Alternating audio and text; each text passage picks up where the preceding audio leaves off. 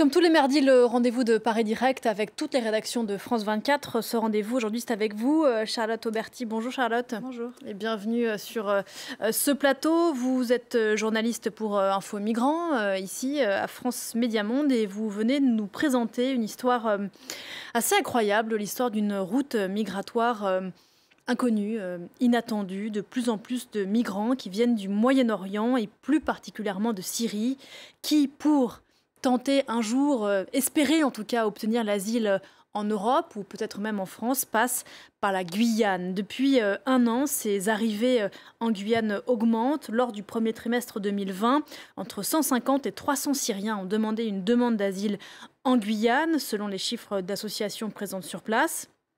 Vous êtes rendu il y a quelques semaines à Cayenne avec Dana Alboz. Qu'est-ce qui pousse, Charlotte, ces migrants à envisager d'aller en Guyane, alors qu'ils partent de Syrie au prix d'un détour de milliers de kilomètres pour espérer arriver en Europe? Oui, tout à fait. Alors juste ces chiffres, 150 à 300 Syriens qui demandent l'asile, ce sont des chiffres mensuels au premier trimestre 2020.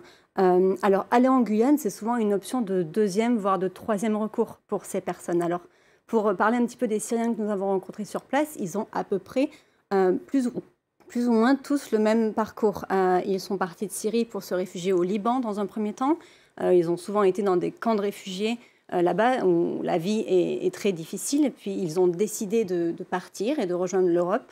Mais ils nous ont expliqué ne pas avoir eu envie, ne pas avoir eu tout simplement peur de prendre la route qui traverse la Méditerranée centrale, donc de monter tout simplement dans des canaux, dans des embarcations de fortune pour rejoindre l'Europe. Ils avaient tout simplement peur de mourir. Donc, ils ont décidé de chercher des alternatives à cette route. Ils sont allés sur Internet et ils nous ont dit que la plupart du temps, ils ont trouvé via des groupes Facebook des mentions de la Guyane française. Et pour certains, c'était même la première fois qu'ils entendaient parler de ce territoire. On le voit bien sur la carte derrière vous, à quel point ce trajet paraît improbable. Charlotte, des migrants qui partent donc de Syrie au Moyen-Orient, qui font toute cette traversée jusqu'à la Guyane française, qui est au nord du Brésil, pour tenter de retourner en France.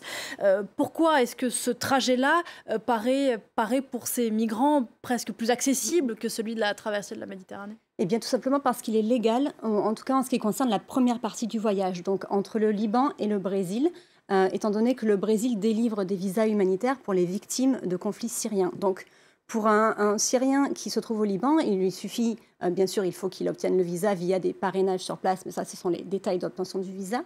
Donc, il monte dans un avion au Liban, il atterrit au Brésil, donc Sao Paulo ou Brasilia, et ensuite, dans un second temps, il s'achemine vers le nord du pays par ses propres moyens, comme on le voit sur la carte. Il s'achemine vers le nord du Brésil, où il y a donc cette frontière entre le Brésil et la Guyane française, qui est une frontière qui est traversée par un fleuve, l'Oyapock. Et là, ils prennent une pirogue, et là, pour le coup, c'est une traversée illégale, et ils demandent l'asile de l'autre côté de la rive. Alors, ce voyage, l'entièreté de ce voyage depuis le Liban jusqu'à Cayenne, en Guyane française, coûte environ 1 000 € par personne, parfois plus. Nous avons rencontré des personnes à Cayenne, notamment une famille de 11 personnes, qui avaient payé 15 000 € pour tout ce voyage. Donc ce sont des sommes très importantes. Des personnes passent des années à mûrir ces projets et certaines n'y arrivent pas. Nous avons rencontré Omran, un jeune Syrien de 23 ans. On verra peut-être son visage souriant à l'écran. Il est parti, lui, donc du Liban comme les autres. Il était dans un camp de réfugiés avec sa famille, ses 2 parents et ses 4 frères et sœurs. Tous voulaient partir en Guyane française, mais ils n'ont pas réussi à amasser la somme nécessaire. Donc seul Omran, en tant qu'aîné de sa fratrie, a pu embarquer dans l'avion. Et une fois que ces personnes, ces réfugiés arrivent, s'ils le peuvent, jusqu'en Guyane, qu'est-ce qui se passe pour eux? Alors là, on parle de Syriens, mais il n'y a pas que des Syriens. Il y a également des Yéménites, des Palestiniens, des Jordaniens. Et cette population-là s'ajoute aux milliers et milliers d'Haïtiens qui croupissent dans des bidonvilles, notamment à l'extérieur de Cayenne, depuis parfois 20 ans. Il y a également des migrants qui viennent d'Amérique d'autres pays d'Amérique latine. Tout ça pour dire que la Guyane est saturée et la Guyane doit elle-même faire face à ses propres tensions. C'est-à-dire que c'est un territoire assez pauvre. En 2017, la moitié de la population était sous le seuil de pauvreté. Le chômage avoisine les 20%. Les demandes de logements sociaux sont très élevées. Donc, tout ça pour dire que quand on est une personne qui arrive en Guyane pour demander l'asile, eh bien, tout simplement, les options d'hébergement sont très maigres.